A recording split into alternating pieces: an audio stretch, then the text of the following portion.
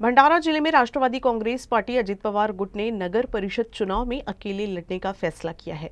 महायुति गठबंधन में ही अब एक दूसरे पर आरोप प्रत्यारोपों की झड़ी लग गई है।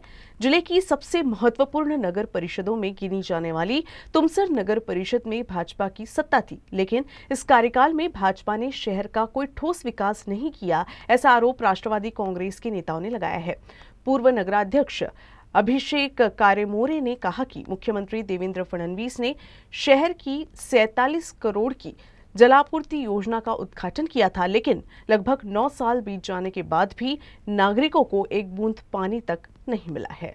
निश्चितपणे तुमसर नगर परिषदमध्ये सर्व पक्ष वेगवेगळे निवडणूक लढणार आणि राष्ट्रवादी पक्षाची फार मोठी ताकद तुमसर शहरात आहे आणि आपल्याला माहीत असणार का जवळपास 4 वर्ष लुटून गेले।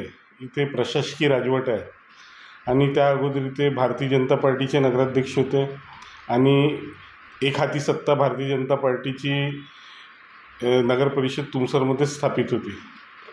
तर जवळपास पूर्ण शहर रखडलेलं आहे।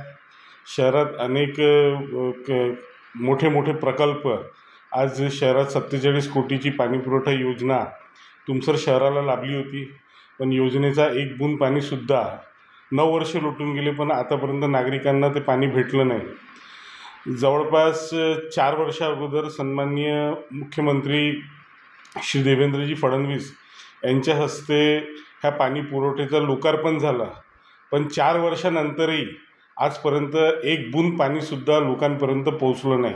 त्याच प्रकारे आज आपण रस्त्यांची हालत बघा, गावात साफसफाई नाही होत, पूर्ण गावमध्ये अनेक धुळीचं साम्राज्य उभरून दिसते।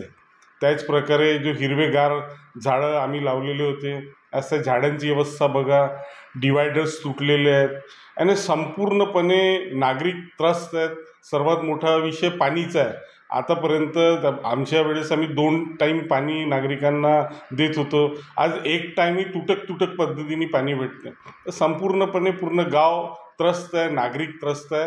तर कुठेतरी याचा परिणाम आपल्याला समोरच्या निवडणुकीमध्ये दिसायला भेटेल।